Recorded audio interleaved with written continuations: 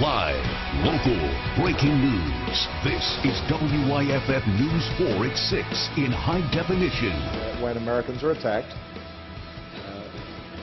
no matter how long it takes, we will find those responsible and we will bring them to justice. Right now, the U.S. has a suspected terrorist in custody linked to the bombing of the U.S. Embassy in Benghazi, Libya. What this means for the investigation. And that story in a moment, but first, a quick look at weather. News 4 meteorologist Pamela Wright joins us. And Pamela, looking at the radar, not as many showers to cool us down today, huh? That is exactly right. So our heat index remaining quite high when you factor in our already high temperatures with the humidity that's in place. 97 is what it feels like to you in Abbeville. If you're used to perhaps doing your run at this time of day, we just have to get used to this heat again. 93 degrees in Lawrence, 93 in Spartanburg. It's the time of year we all start switching up the schedule a bit, maybe getting a lot of outdoor activities done early in the morning. Live Super Doppler 4 HD, this is exactly the picture of isolated showers and thunderstorms. And we have had some pretty persistent thunderstorms confined over you in Abbeville County. Right now, just one cluster, pretty good downpour, and one moving now into Elbert County in northeast Georgia. To the north a bit, right into parts of Anderson County, a decent thunderstorm there near you in Princeton. As you can see, it's not moving anywhere quickly, so you'll need to give it a little time. And lightning is the biggest problem with these right now. We'll talk about the week ahead coming up.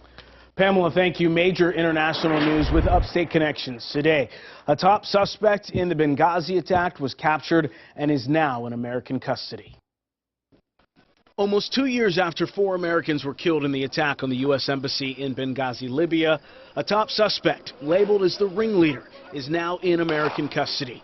Ahmed Abu Khattala is a senior leader of the Benghazi branch of the terror group Ansar al-Sharia in Libya.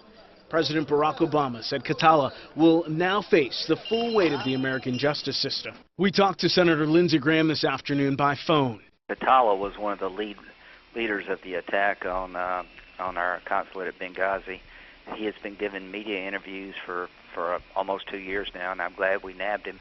Hats off to the FBI and the administration for capturing this suspected terrorist. The one thing I am very disappointed in is that he's not going to Guantanamo Bay to be held and interrogated under the law of war. He's on a naval vessel. South Carolina's 4th District Congressman Trey Gowdy is chair of the House Special Committee investigating the Benghazi attack.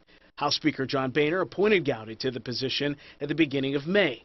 4 Americans again were killed in the September 11, 2012 attack. In the past, the congressman said it bothered him that no one had been captured or charged. Today, Gowdy's office initially denied a request for an interview and a request for a statement on the arrest.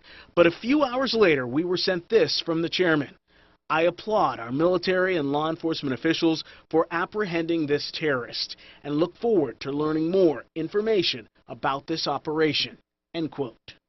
According to a U.S. official, the operation that captured Abu Khattala was planned over a long period of time and executed by U.S. Special Operations Forces. The longest-serving sheriff in South Carolina is in trouble with the law, charged with bribery. James Metz is the Lexington County Sheriff. He was charged by a federal grand jury. According to an indictment, Metz used his position as sheriff to interfere with the booking process of the illegal immigrants at the Lexington County Jail. Officials say 2 Lexington County men, Danny Frazier and Greg Leon, have been charged by a state grand jury with bribing Metz. The former evidence room manager at the Asheville Police Department was sentenced this afternoon. The Buncombe County District Attorney says Lee Smith was handed down a 10-month sentence, followed by 1 year of supervised release. Last year, Smith pleaded guilty to stealing up to $30,000 worth of drugs. Officials say Smith opened envelopes with evidence inside, took the drugs, and used new tape to reseal them. Autopsy results are back after a body was found in the woods yesterday evening. Greenville County deputies say the area was near Lincoln Road and Hawkins Drive in Taylors. The coroner says the body had multiple stab wounds. The man has not been identified. Deputies say they're talking to a person of interest, but no charges have been filed. A woman's body was found after a fire this morning. Officials are trying to figure out how she died. The fire was on Overbrook Circle in Spartanburg.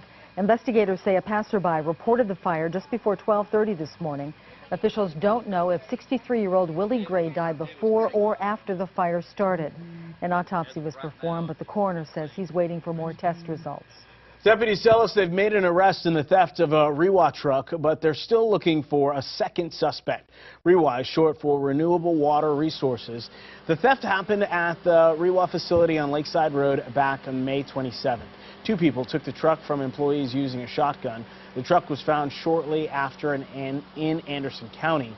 Deputies arrested Joshua Sanchez. He faces multiple charges, including carjacking and armed robbery. Amanda Ayers is still wanted. She faces the same charges. If you see her, call Crime Stoppers 23 Crime.